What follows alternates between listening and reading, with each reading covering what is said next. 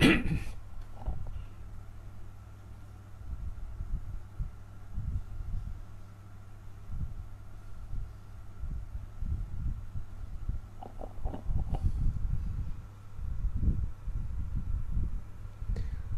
Assalamualaikum. Salam sejahtera, salam GBN, salam Malaysia dan salam kuasa ketiga ya. Jadi tajuk kita hari ini amat ringkas, mudah, iaitu senarai pemimpin UMNO yang mendapat lindungan luar biasa khas. Ya. Jadi tajuknya senarai pemimpin UMNO yang mendapat lindungan luar biasa khas. Jadi tujuan saya membuat live ini adalah sebagai satu reaksi kepada kenyataan yang dibuat oleh Nazri Aziz. Okey.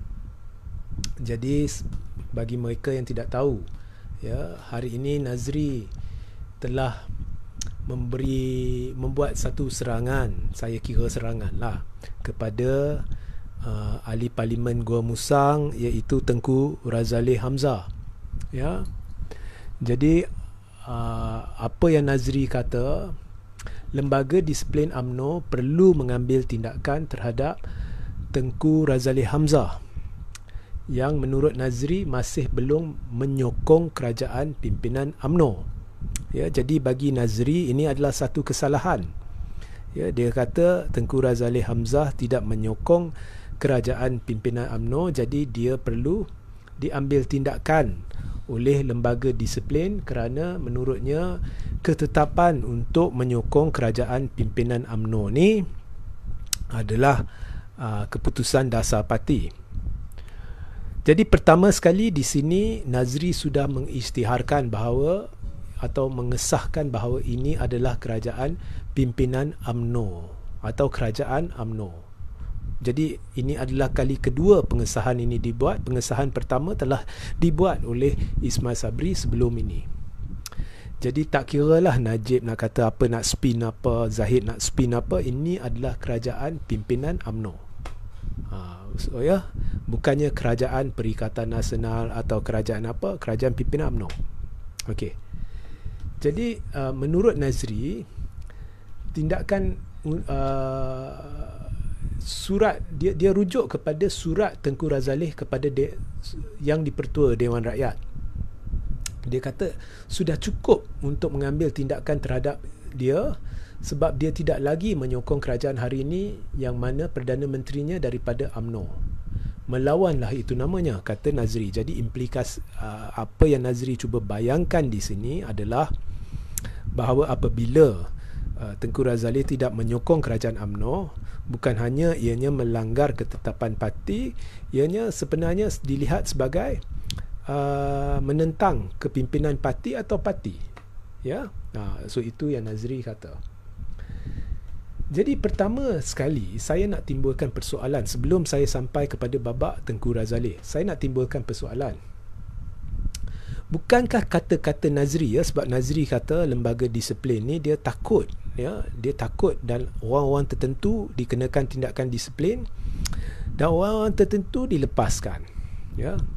Jadi bukankah kata-kata Nazri menggambarkan, ya, ketakutan lembaga disiplin terhadap Nazri sendiri?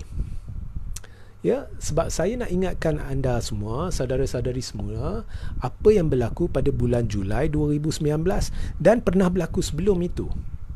Ya.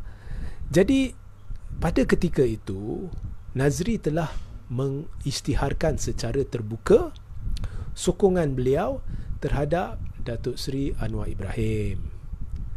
Dan tak silap saya, masa Anwar Ibrahim berkempen dalam pilihan raya kecil, tak silap saya, sekali lagi Nazri mengisytiharkan sokongannya terhadap Anwar Ibrahim secara terbuka. Bukankah ini melanggar dasar yang telah dipraktikkan di dalam UMNO selama ini?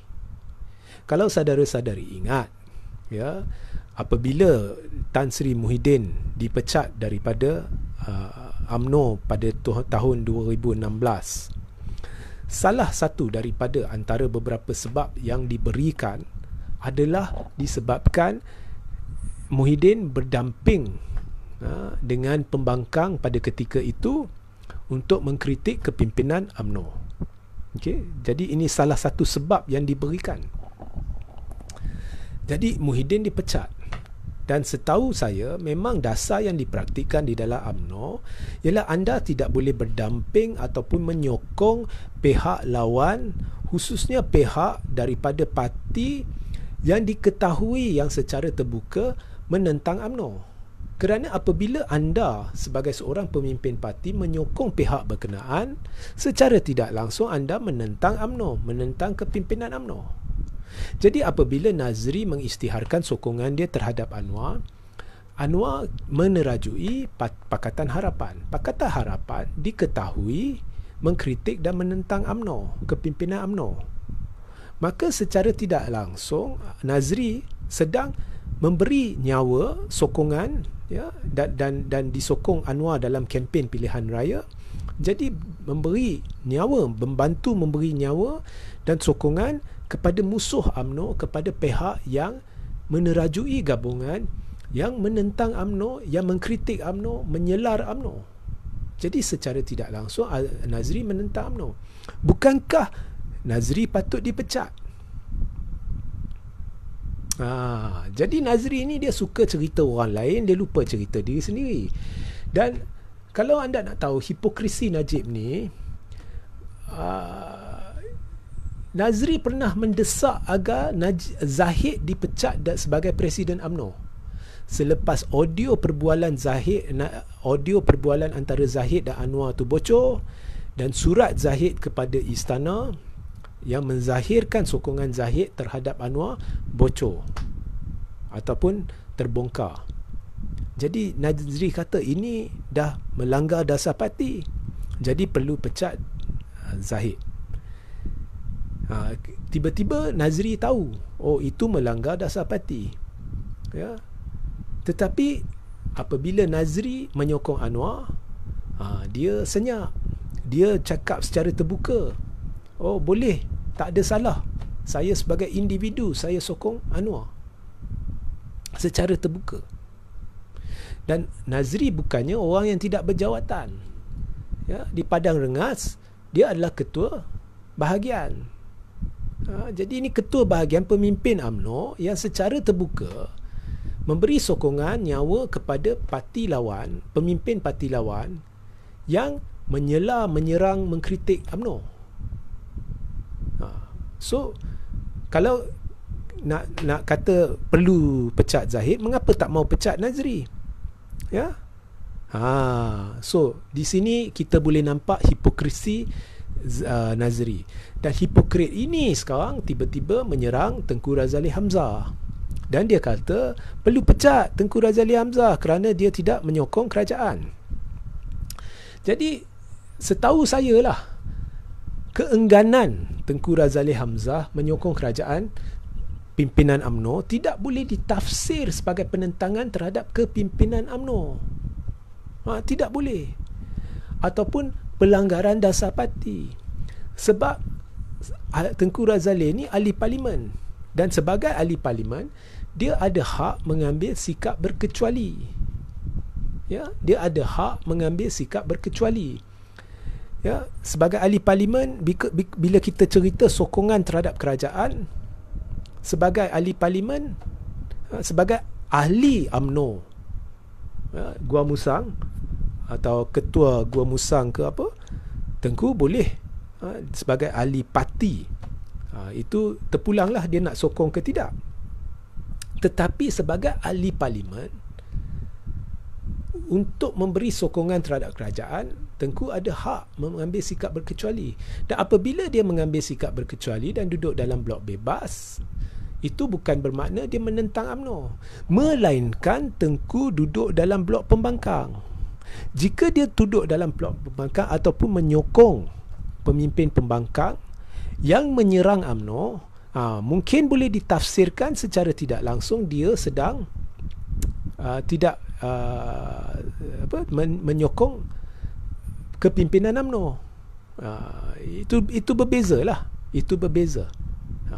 Itu berbeza. Tapi dia duduk dalam blok bebas, dia ambil sikap berkecuali. Tetapi berbeza dengan Nazri. Nazri menyokong seorang pemimpin pembangkang yang menerajui satu gabungan yang menyerang dan menentang UMNO, yang merupakan musuh UMNO, malah dibantu memberi nyawa kepada orang tu menerusi sokongannya dalam kempen pilihan raya. Jadi pecatlah Nazri.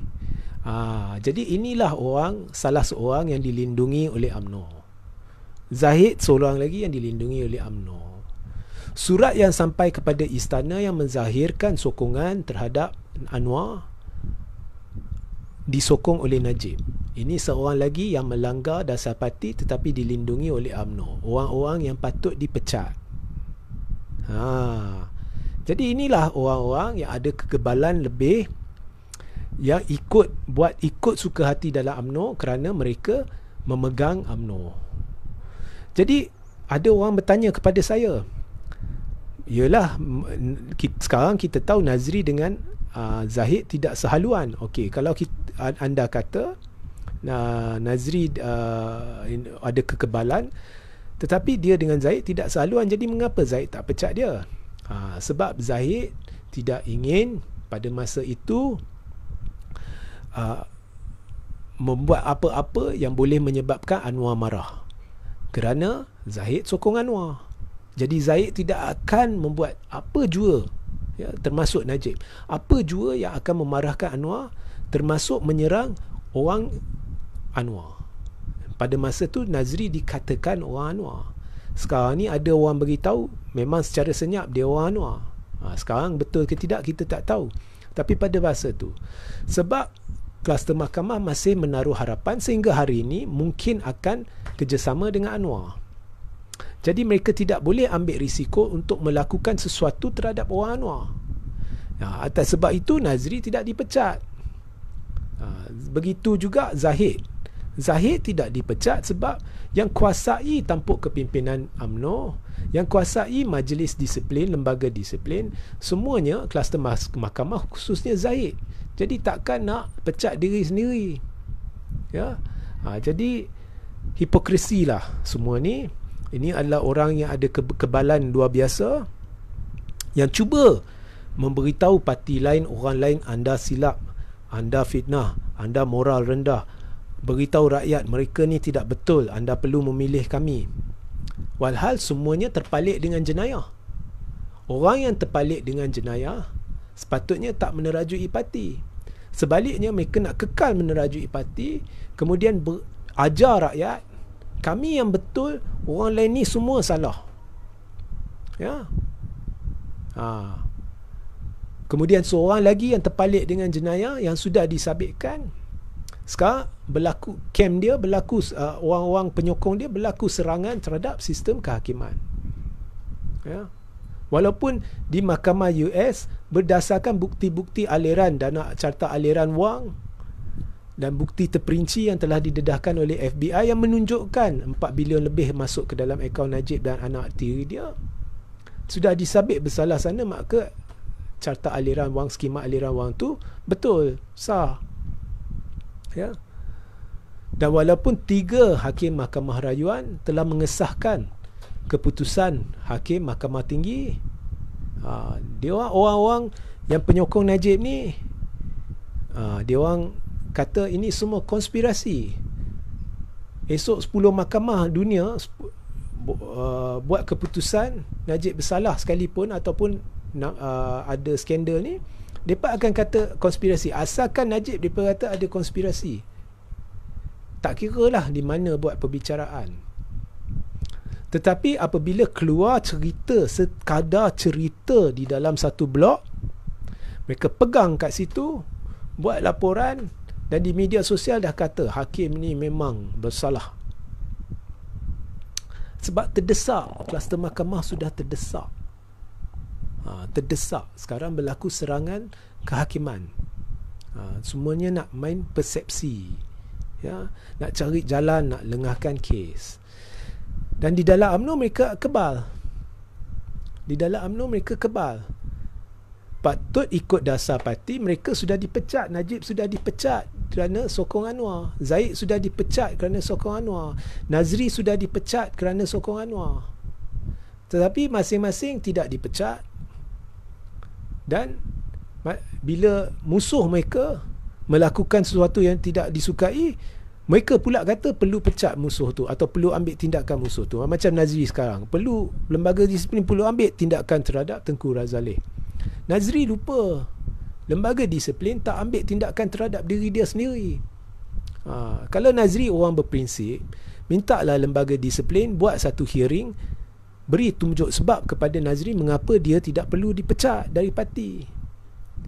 So di bawah kluster mahkamah ni dan sekutu-sekutu mereka, dan juga di bawah pengaruh orang-orang yang ada kaitan sama ada secara langsung atau tidak langsung dengan Anwar seperti Nazri ni, UMNO sudah jadi dalca.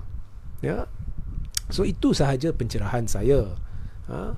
Bukan hanya orang-orang ni mendapat layanan luar biasa walaupun terpalit jenayah di luar sana, di dalam parti sendiri mereka dilindungi dengan cara yang luar biasa, iaitu Najib, Zahid, dan juga seorang, tak tahulah nak kata sekutu Anwar ke, bekas sekutu Anwar ke, iaitu Nazri Aziz.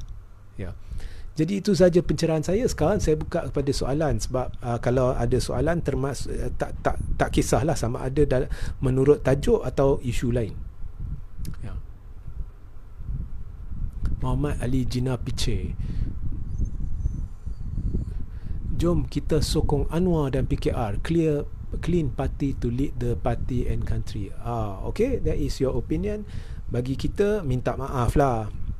Parti inilah yang terlibat dalam satu, ahli-ahli parlimen parti inilah yang terlibat dalam satu pengkhianatan terbesar yang telah kucak-kacirkan negara kita, dan ahli-ahli parlimen parti ini telah berdamping dengan kleptokrat untuk meruntuhkan sebuah kerajaan mandat rakyat.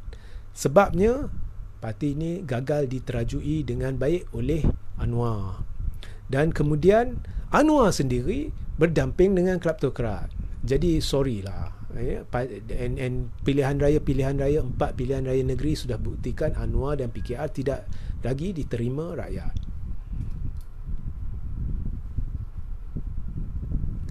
Bagi mereka yang ucap selamat hari raya, selamat kembali ya.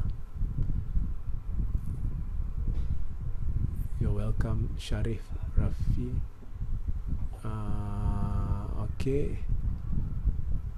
Ya, bagi mereka yang beri salam tu, salam kembali. Jadi ada satulah benda yang ditanya kepada saya, dia suruh saya komen. Sekali lagi dia bagi tahu, sekali lagi Najib telah menghadiri satu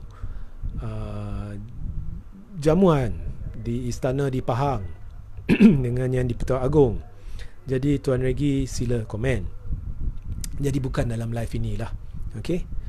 Bukan dalam live ini, dan bagi saya tidak ingin komen isu itu. Tetapi anyway bukan dalam live ini. Okey. Saya lihat tidak ada soalan, jadi pastikan anda sertai saluran Telegram saya. Pastikan anda baca artikel-artikel yang akan saya letakkan di dalam ruang tajuk sebentar lagi.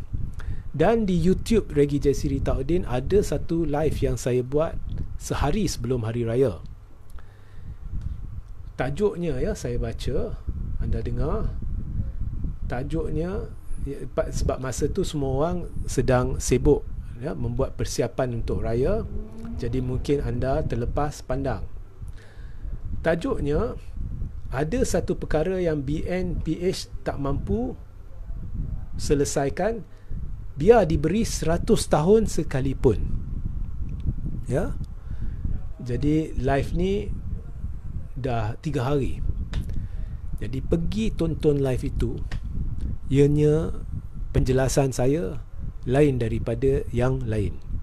Okey, pergi tonton live itu. Ya, ada satu perkara yang BNPH tak mampu selesaikan, biar diberi 100 tahun sekalipun. Tontonnya di YouTube Regi Jasiri Taudin. Okey. Sehingga kita berjumpa di lain masa. Assalamualaikum. Salam sejahtera, salam GBN, salam Malaysia, salam kuasa ketiga.